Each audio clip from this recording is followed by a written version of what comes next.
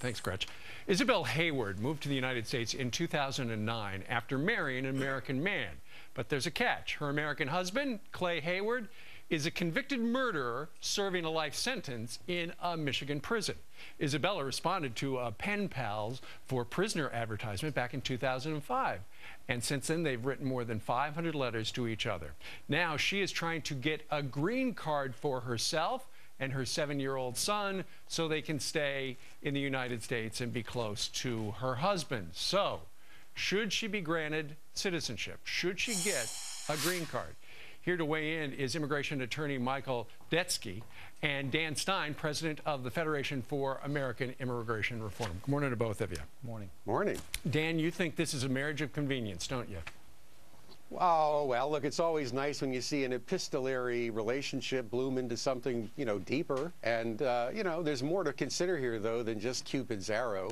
I mean, remember, when marriage fraud is a big problem in this country, and when you give a green card through marriage, you're allowing the alien beneficiary to jump in front of millions and millions of people who've waited years and years and years. Now, FAIR worked very hard to get a 2-year conditional status attached to the green card when it comes through marriage, right, so that immigration can actually look at the relationship and make sure that they're actually living together, right, cohabitating, and doing what normal married people do. Right. Now, in this case, the two people involved, they may be in love, they all may be legitimate, and of course they're legally married, right, but they're both getting additional benefits from that. She's getting residency, right, in the U.S., and he's getting an on-site advocate for his early release. Okay. And those tangible aspects ultimately have the potential of, corrupting the process, if you will. The better approach is don't give her the green card unless he's able to actually get out of prison first. Okay, Dan has just made the case that many critics are making as well. Michael, you think that this is absolutely fine. Give her the green card. Well, it's no different than most cases involving marriages where the couples are separated.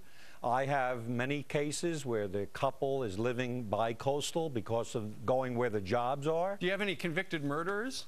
The issue of him being in prison is really a red herring. The he may never get out of really prison. The legitimacy of this marriage, which USCIS determines every single day.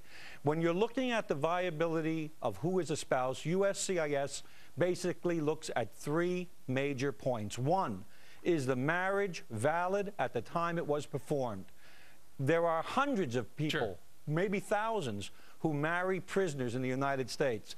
That in and of itself is not an indicia of fraud. Okay. Second, the marriage must be legitimate, and that is to be determined by objective standards. Objective standards. Right. Is she or he on each other's insurance policy?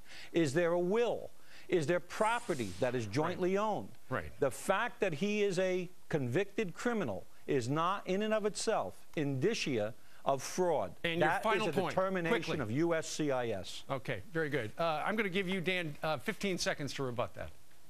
Well, look, I mean, we're not in a position to say it's fraudulent or not, but the point is they agreed to get married. Somebody proposed, we can't tell who, and they hadn't even met in person. Right. Now, we've got a big problem with marriage fraud, and the public interest would not be served if she's able to spring him early and then he goes out and commits another crime. Okay. So in the end, we have to be very careful about giving, marriage benefits when there appear to be objectively, sure, some real problems with what's going on here. All right, guys, you did an effective job presenting both sides. We thank you very much. Michael Detsky and Dan Stein, we thank you. Thanks.